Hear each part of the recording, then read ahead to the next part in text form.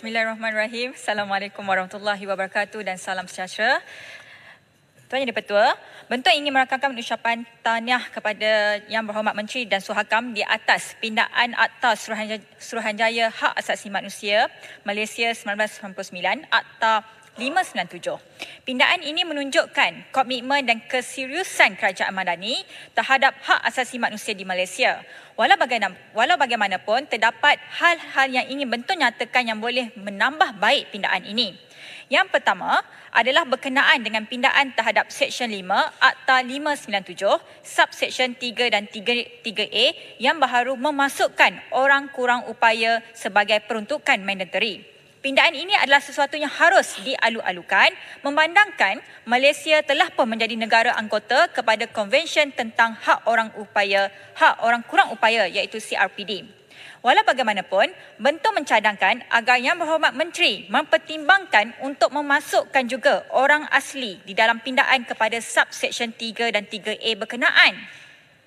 Berdasarkan statistik yang diperolehi daripada Jabatan Kemajuan Orang Asli, Kementerian Kemajuan Desa dan Wilayah, jumlah orang asli di Semenanjung Malaysia mencecah sehingga 209,575 orang dan isu-isu hak asasi orang asli juga memerlukan perhatian yang sewajarnya daripada kerajaan.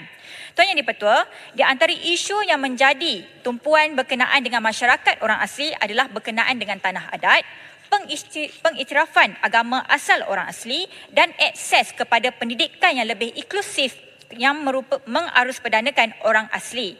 Bentuk berpendapat sekiranya Suhakam mempunyai pesuruhjaya dari kalangan orang asli, ia akan memudahkan Suhakam dalam melaksanakan kerja-kerja advokasi, pendidikan serta menasihati kerajaan berkaitan isu hak asasi orang asli memandangkan orang asli mempunyai wakilnya tersendiri di dalam Suruhanjaya. Bentuk juga ingin mengambil contoh amalan terbaik daripada institusi hak asasi manusia di negara lain. Misalnya di Australia yang mempunyai pesuruhjaya khusus yang bertanggungjawab terhadap hak asasi orang asli. Tuan Yang di-Pertua, bentuk juga ingin mencadangkan kepada Yang Berhormat Menteri agar pindaan Seksyen 3 Akta 597 memperincikan bilangan tahun pada frasa pengalaman praktikal dalam perkara hak asasi manusia. Bentuk mengambil contoh peruntukan perkara 123 Perlembagaan Persekutuan berkenaan dengan kelayakan hakim-hakim Mahkamah Persekutuan, Mahkamah Rayuan dan Mahkamah Tinggi. Di dalam peruntukan perkara 123 tersebut, dinyatakan bahawa hakim-hakim hendaklah mempunyai pengalaman sekurang-kurangnya 10 tahun sebagai peguam bela ataupun anggota perkhidmatan kehakiman dan perundangan persekutuan atau negeri. Bentuk mencadangkan agar pindaan kepada Seksyen 3 Akta 597 ini ditambah seperti berikut. Anggota Suruhanjaya hendaklah dilantik dalam kalangan warga negara Malaysia yang mempunyai pengetahuan atau sekurang-kurangnya 10 tahun pengalaman praktikal dalam perkara hak asasi manusia. Tentung? Ya, baik. Berkenaan dengan apa dengan yang YB katakan tu, saya setuju juga sebab saya rasa kalau kita hanya kata bahawa orang itu ada pengalaman, mungkin dia buat satu kes yang berkenaan dengan hak asasi manusia, dia boleh layak.